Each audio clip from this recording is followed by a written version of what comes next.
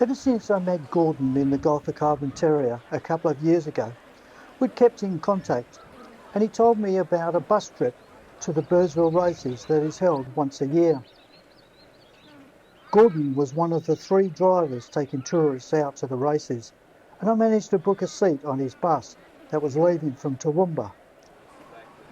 So why didn't I do this trip using my own car? My Ford station wagon was built in 1977, but had basically finished its working life. The engine had done well over 251,000 kilometres, and the car was breaking down often. We had arrived in town around 7 the previous evening. An hour later, most of us were drinking in the Birdsville Hotel.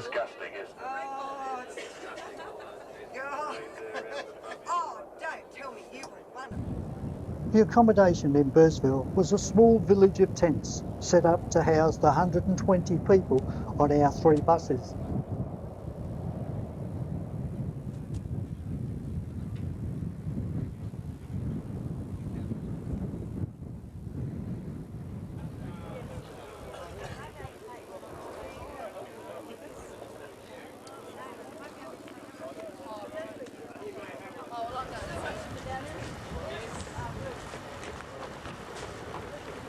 It was quite a sight to see the outside of the hotel the next morning, with hundreds of empty beer cans scattered over the footpath.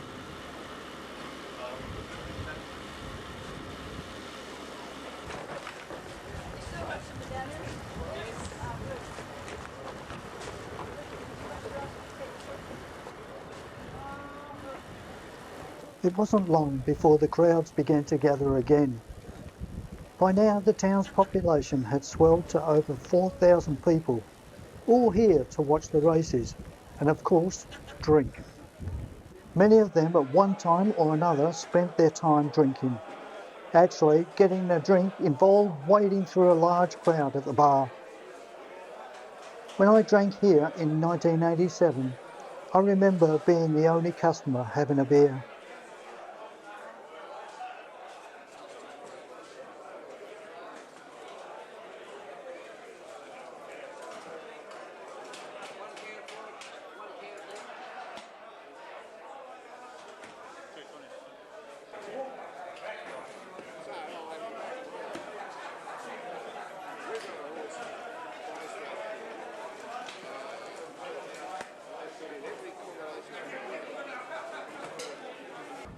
The scene outside the hotel was equally festive, with the patrons gathered on the veranda and the street.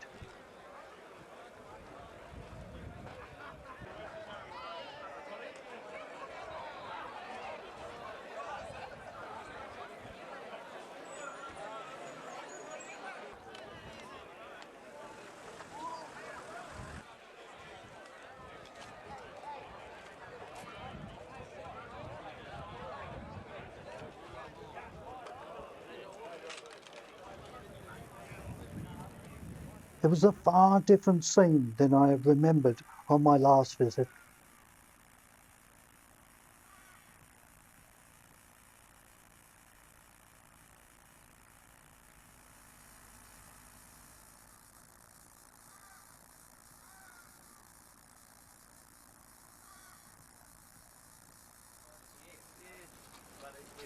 Being good friends with the bus driver had its advantages. A few of us got a personal tour of the town. With the whole bus to ourselves, we drove out to the local cemetery. By now, it was becoming evident that I had a can of beer in my hand nearly all the time. It was only at dinner time that a knife and a fork replaced the can.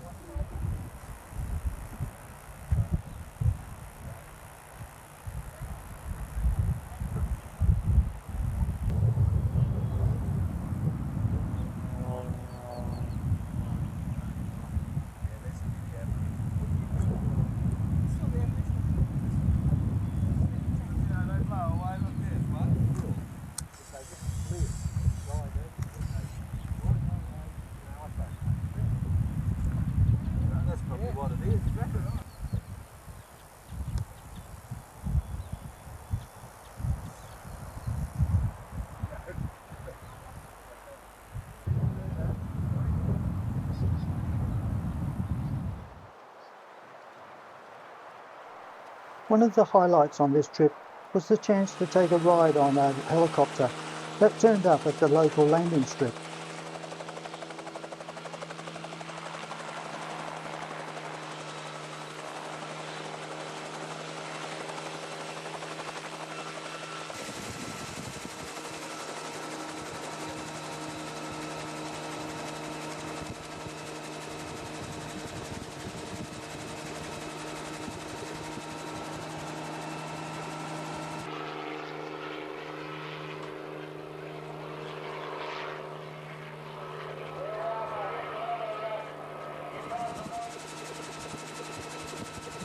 On the outskirts of Birdsville, there's a large billabong that I understand has never dried up.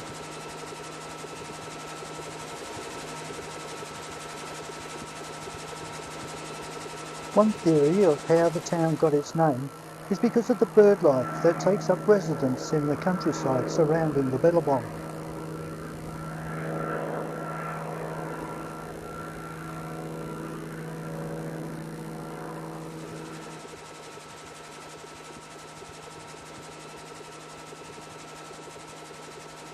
From the air, I could see large clay pans and flat areas to the southeast of the township that appeared to consist of gibbet stones.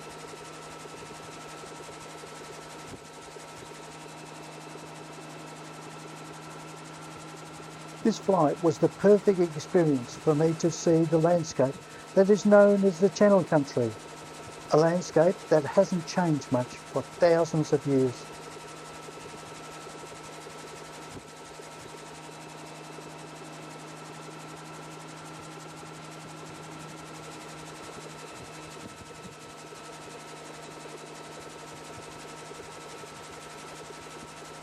Before returning to the airport, we also flew over the dirt racetrack.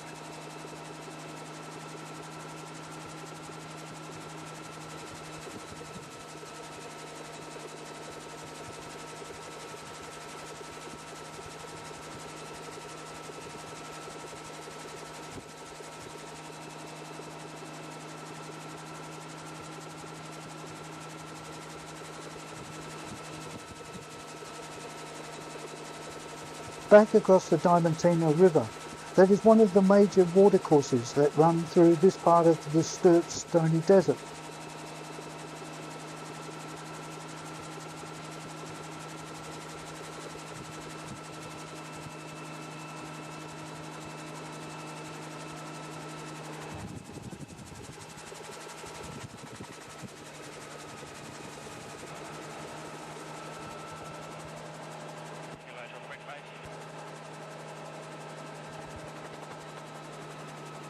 As we flew back over the township, the airport came into view. We could see many light planes lined up in neat rows. I was told that for a short period of time, this airport can be the busiest in the world. I don't know how true that is, but when the planes arrive from all parts of Australia the day before the races start, I'm sure it's a nightmare organising which plane lands first and where to park them. In fact, the Australian Army acted as air traffic controllers for the race meeting.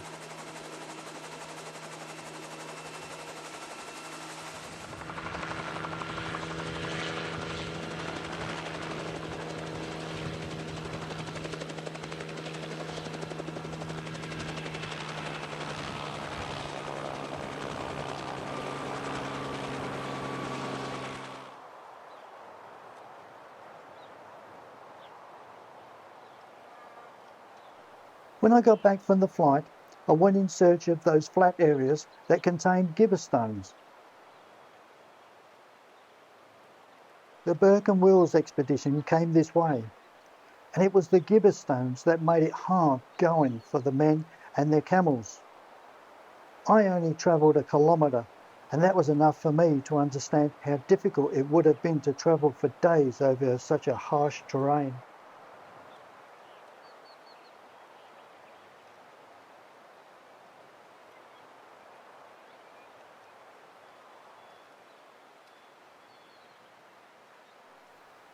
The landscape varied, And when I came across a large clay pan, I had the urge to see what was over the next sand dune. I could imagine how the explorers felt while traversing this landscape as they pushed north to the Gulf of Carpentaria in northern Queensland.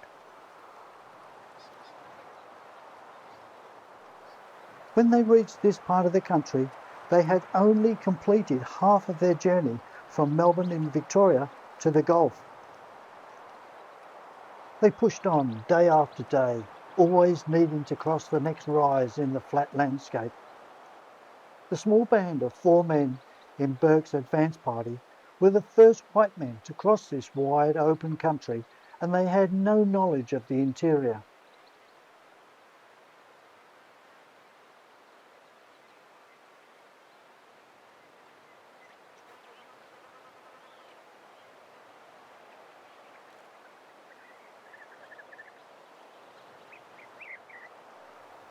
When I reached the far side of the clay pan, there was, as to be expected, more of the same flat landscape.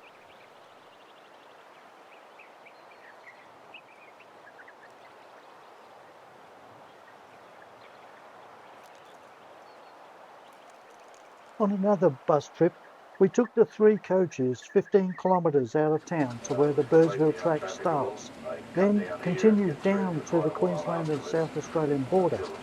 There was less flooding, basically. Could get down here and they couldn't get across the rivers down the other track. They're blowing from the western side, so the eastern side of the sand dune is the steepest until you get one that's going. That's while the sand dunes are going north-south, of course. How long is it like this one? Oh, yeah, all over the place. Came out and they surveyed to the fence that's another half a mile down the road. Queenslanders, being Queenslanders, said this is where the border is. You're not having any of our land but yes, so they put the border down. Took it off South Australia.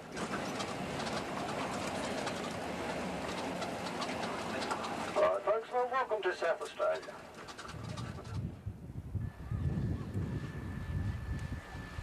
With many people milling around the border, the track lost all of its romance.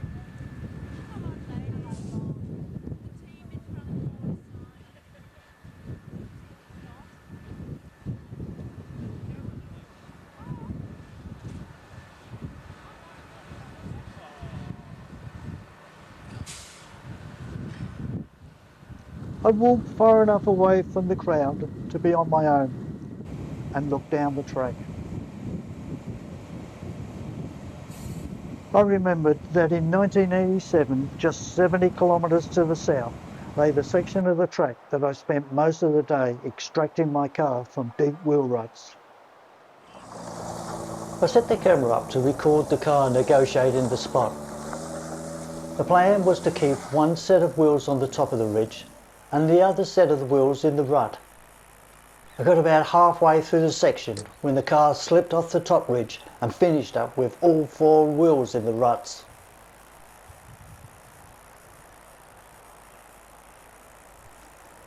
The bottom of the car was hard against the mud. It was 11 in the morning and I was stuck fast.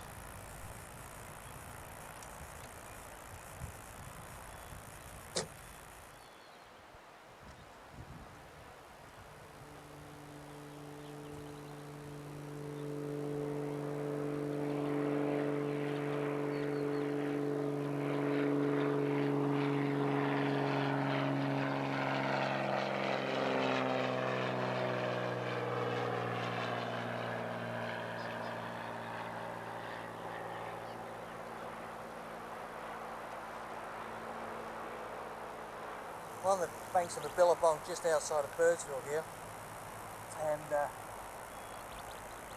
what I've been doing most of the day is checking out Birdsville and the surrounding countryside. The reason why I'm here today is the Birdsville races in September, so that's the main reason why I'm here at this stage, is to watch the Birdsville races.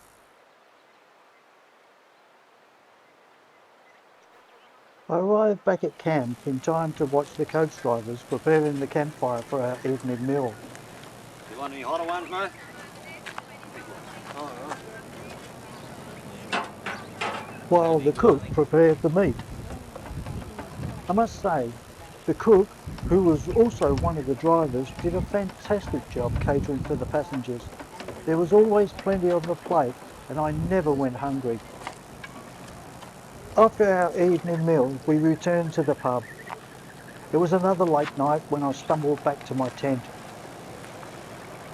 The next day was the last chance to watch the horse racing, and I look forward to spending time at the track where the Birdsville Cup would be run. On your way?